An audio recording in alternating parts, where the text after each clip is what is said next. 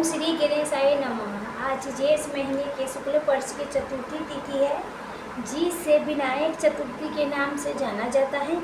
और विनायक चतुर्थी के दिन विनायक चतुर्थी व्रत कथा अवश्य सुननी चाहिए। इससे भगवान गणेश जी की कृपा सदैव बनी रहती है। कहते हैं कि इतना भी व्रत उपवास कर ले मनुष्य, जब तक ले श्री गणेश जी के आवाहन पूजन न किया जाए तब तक ले किसी भी व्रत के पूरा फल नहीं मिलता है। और जब श्री गणेश जी प्रसन्न होते हैं तो धन धान्य से नहीं बल्कि पुत्र पुत्री आरोग्य मान प्रकाश घर के भर देती है। आइए आज हम सभी पूज्य पार्वती नंदन श्री गणेश जी के कथा को सुनती हूँ, जे हमारे झूठी मनोकामना पूर्ण हो सके। बहुत समय के पहले की बात है, एक छोटा सा गांव था। उस गांव में एक बुढ़िया माई अपने बेटा बहू पोते के साथ रहा करे। जी बुढ़िया माई गणेश जी के बहुत बड़े भक्त थी, उसके बहुत आस्था थी। बुढ़िया माई रोज सुबह नहा धो के गणेश महाराज के पूजा पाठ कथा आरती किया करती थी और घंटों गणेश जी भगवान के पूजा में बिताया करती थी। लेकिन बुढ़िया माई के बहू बुढ़िया माई के गणेश जी के पूजन करना बिल्कुल पसंद नहीं थी। बुढ़िया माई के बेटा तो कमाने के लिए सुबह से चला जाता था और शाम को घर लौट के आता था। लेकिन बेटे के जाने के बाद बुढ़िया माई बहुत झगड़ा करने लगती बुढ़िया माई से। आप तो काम से बचने के लिए गणेश भगवान के पूजा पाठ में लगे रहते हो, अपने पोता पोती के ध्यान नहीं रखते हो। इस घर के सारा काम करूं और बच्चों के देखभाल करूं। मुझे आपको ही रोज़ रोज़ के पूजा पाठ करना पसंद नहीं आता। तभी दोस्तों रोज़ रोज़ के झगड़े से बुढ़िया माई बहुत तंग आ गई थी। बुढ़िया माई बेचारी दुखी रहने लगी। वो भगवान के तो परम भक्त थी, पूजा करना तो कैसे छोड़ सकते थे। बुढ़िया माई ने अपने मन की बात अपने एक पड़ोसन के बताया, जो बुढ़िया माई के सहेली थी।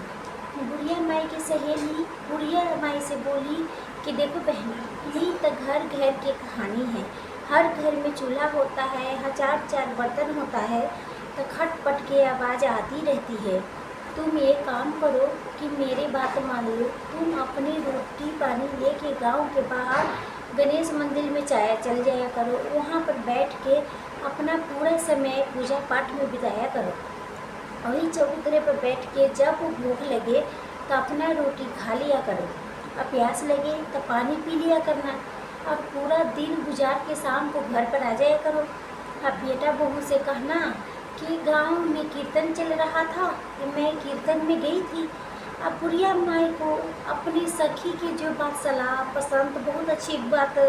जब बुढ़िया माई के बेटा शाम को घर आया तो बुढ़िया माई ने बेटा से कहा, बेटा मैं कल से कीर्तन में चली जाया करूँगी। गांव के बाहर जो मंदिर है उसमें कीर्तन होता है।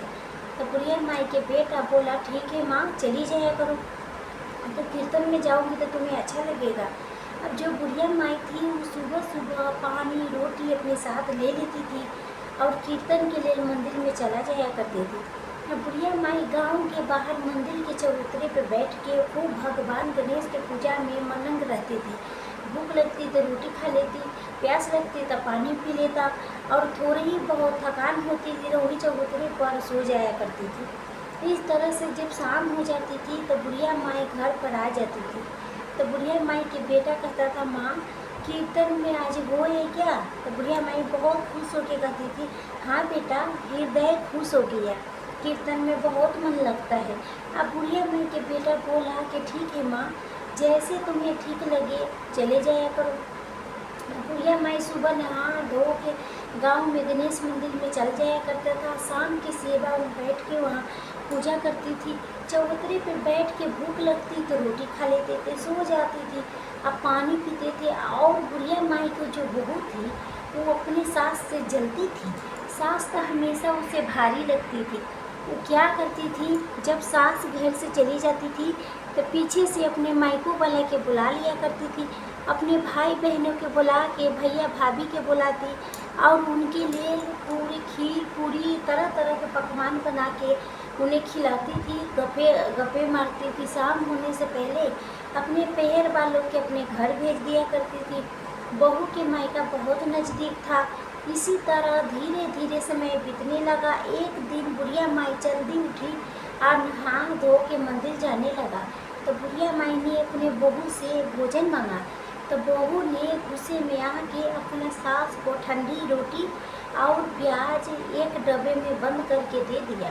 बुढ़िया माई रोटी प्याज लेके गणेश जी के मंदिर में चली गई।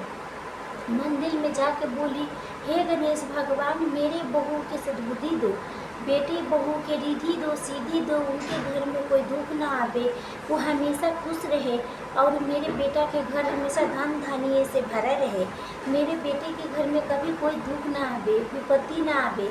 तब भगवान गणेश मनी मनी सोचने लगा कि बुढ़िया माई मेरी परम भक्त है, रोज़ ठंडी बासी रोटी खाती है और उसके बहू कितने तेज है, रोज़ पीछे से मालपुए बना के और अपने मायके वालों को खिलाती है, वो तो बहुत चालाक है, इसके बहू के तब चमत्कार दिखाना ही पड़ेगा।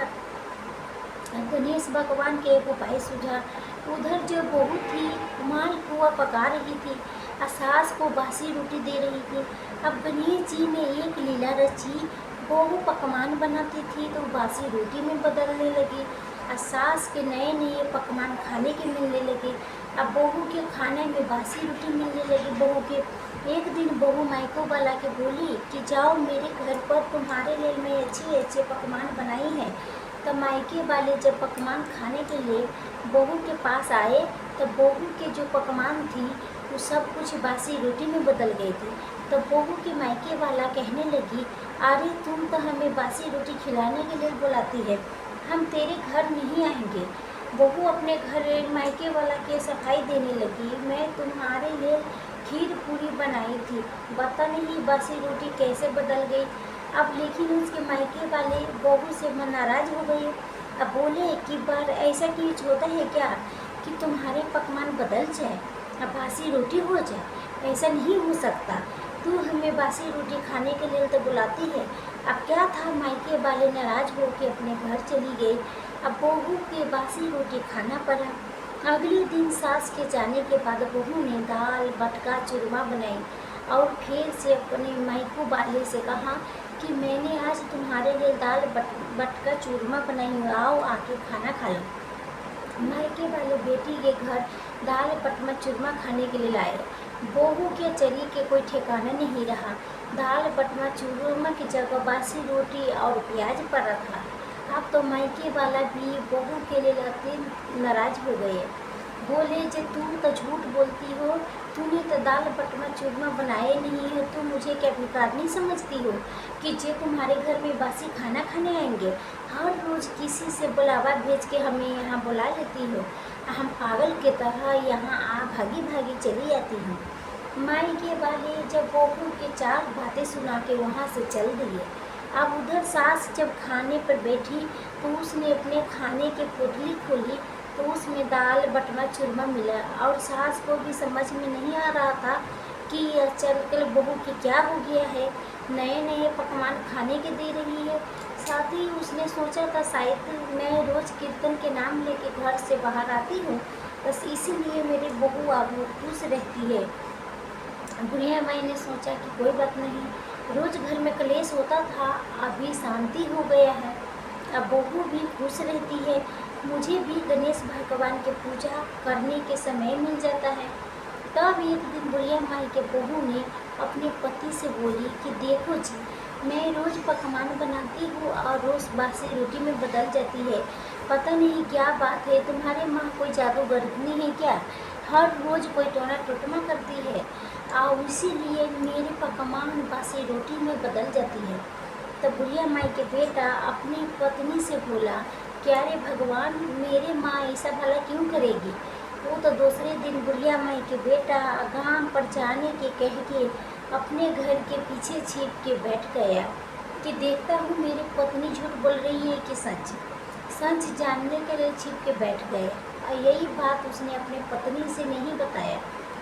बुढ़िया माई जब कीर्तन के नाम लेके जाने लगा तो बहू ने फिर से बासी रोटी प्याज कपड़े में बांध के बुढ़िया माई को दे दी। बुढ़िया माई खुशी खुशी ठंडी रोटी प्याज लेके चली गई। जब पीछे से बहू ने फिर से मालपुए खीर बनाए और अपने मायके वालों के भोजन के लिए बुलवाया। जैसे ही उसके मायके वाले आए उस भोजन करने के लिए बैठे तो बहू ने बर्तन के खोला तो मालपुए की जगह बासी रोटी प्याज पड़ गई। क्योंकि उस दिन बहू ने अपने सास को बासी रोटी कांदा और पोटली में बांध के दिया था। अब बहू की जो पति था सब कुछ देख रहा था। फिर उसके पति घर के पिछवाड़े से चुपचाप निकल के बाहर आया और अपनी माँ को गांव में खोजने लगा। बुढ़िया माई उसके कहीं नहीं मिला। तब बुढ़िया माई के बेटे ने अपना माँ के सहेली के घर गया और बुढ़िया माई के बेटे ने सब कुछ अपनी माँ के सहेली से पूछा कि मेरी माँ घर के घर से कीर्तन के नाम लेके जाती है, लेकिन गांव में तो कहीं भी कीर्तन नहीं हो रहा है। काकी मेरी माई आपको मालूम है कि मेरी माई कहाँ जाती है? तो बुढ़िया माई के सहेली ने बुढ़िया माई के बेटे से बताया कि बेटा तेरी बहू तेरे काम पर जाने के बाद तेरी माँ के साथ बहुत लड़ाई झगड़ा करती थी, उसे बासी रोटी खाने के लिए देती थी, इसीलिए वो गणेश मंदिर में जाती है और वहीं पूजा पाठ करती रहती है, क्योंकि तेरी बहू तो उसे पूजा पाठ करने नहीं देती। बुढ़िया माई के सहेली ने सारे बात बेटे को सच्चाई बता दी। बुढ़िया माई के बेटा गणेश मंदिर में पहुंचा तो उसने देखा कि उनके माँ खाना खा रही थी। अब उसके माँ ने जब खाने की पोटली खोली तो उसमें मालपुआ खीर रखा हुआ था, जबकि उसके बेटे ने खुद छुप के देखा था कि उसके पत्नी ने बासी रोटी और प्याज पोटली में बांध के दिया था। अब तो उसके बेटे के माथा ठनका कि सच में उसके पत्नी सच कहती है, मेरी माँ तो सच में जादूगरनी है, वही बासी रोटी के मालपुए में खीर में बदल देती है। बुढ़िया माई के बेटा ये सब कुछ देख के घबरा गया। अब उधर स्वर्ग लोक में बैठे गणेश भगवान ये देख के सोचने लगा कि बेटा का अब तू माँ की गलत सोच रहा है। अगर ये मेरी भक्त कोई गलत समझ लेता है तो मेरी भक्ति पर कौन विश्वास करेगा? तभी गणेश भगवान वहाँ प्रकट हो गए। अब बुढ़िया माई ने गणेश भगवान से चरण पकड़ लिए। अब पीछे खड़ा बुढ़िया माई के बेटा ये सब कुछ देख रहा था। गणेश भगवान ने बुढ़िया माई से कहा कि बुढ़िया माई, मैं तेरी पूजा से बहुत प्रसन्न हूँ, तू अपने लिए कोई वरदान मांग ले। तब बुढ़िया माई ने बोली, हे गणेश जी, हे भगवान, मरने से पहले मुझे आपने अपने दर्शन दे दी, तो आप मुझे जीवन में क्या चाहिए प्रभु? आप तो मैं धनी हो गई हूँ प्रभु, मुझे अब कोई चीज़ नहीं चाहिए प्रभु। गणेश जी के ऐसे उत्तर देने लगा। तभी ने गणेश भगवान, आप देना ही चाहते हो तो मेरे बहू बेटे के दीजिए, मेरे बहू की सद्बुद्धि दो, मेरे बेटों की तरक्की दो, मेरा घर अन्न धन से भरा रहे, मेरे घर में दुख कलेश कभी न भटके, मेरे नाती पोते सदा बरकत करे और वो अपने भविष्य में आगे बढ़े, यही आशीर्वाद दीजिए देना हो तो। गणेश भगवान बुढ़िया माई से बोली, बुढ़िया माई अपने लिए तो कुछ मांग ले, अभी भी तो बहू बेटे के लिए मांगा है कि? तब बुढ़िया माई ने कहने लगी कि बहू बेटे के लिए मांग लिया वही बहुत है, मैं अपने लिए भला क्या मांगूँ? तब गणेश भगवान बोले कि बुढ़िया माई तू तो बहुत भोली है, तेरी बहू तुझे रोज बासी रोटी या प्याज खाने के लिए देता है और तेरे पीछे से वो बढ़िया बढ़िया माल बना के अपने मायके वालों को खिलाती है और खुद खाती है, और तेरा बेटा तुझे बहू के सिखाने से तुझे जादूगर नहीं समझ रहा है कि तेरे बहू के बनाए हुए भोजन के मैं बासी रोटी में खुद बदल देती हूँ। बुढ़िया माई गणेश भगवान से बोली, हे गणेश भगवान, मेरे बहू मेरे बारे में जो कुछ भी बोले, कुछ भी समझे, लेकिन मेरा बेटा ऐसा नहीं है। मेरा बेटा तो बहुत भोला भला है, मेरी बहुत इज्जत करता है। तभी गणेश भगवान बोले, अच्छा बुढ़िया माई ऐसा है तो तू पीछे मुड़ के देख तो सही, तेरा बेटा पेड़ के पीछे खड़ा होकर हमारी बातें सुन रहा है। बुढ़िया माई ने पीछे मुड़ के देखा तो उसके बेटा पेड़ के नीचे नजर आया और भाग के आया। गणेश भगवान के चरण में गिर के बहुत से क्षमा अर्चना मांगने लगा तब गणेश भगवान ने बुढ़िया माई को बेटे से बोला, अरे मूर्ख, क्षमा मांगना है तो अपने देवी से स्वरूप अपनी माँ से मांग, जिसने तुम्हें पाल पोस के इतना बड़ा किया। आज तक तू अपनी माँ के गलत जादूगरनी समझ रहा है। मगर पापी, तू तेरी पत्नी है, तू जो तेरे माँ के बासी रोटी प्याज खाने को देती है, वो पत्नी की सिखाई में आके तुम अपने माँ पर संदेह करता है। बुढ़िया माई के बेटा अपनी माँ के चरणों में गिर पड़ा और गणेश भगवान आशीर्वाद दे के अंतर्ध्यान हो गया। बुढ़िया माई के बेटा अपनी माँ के चरणों में गिर के क्षमार्चना मांगने लगी कि हे माँ, मुझे माफ़ कर दे, मुझसे बहुत बड़ी भूल हो गई है। बुढ़िया माई ने अपने बेटों को उठाया और गले से लगा लिया।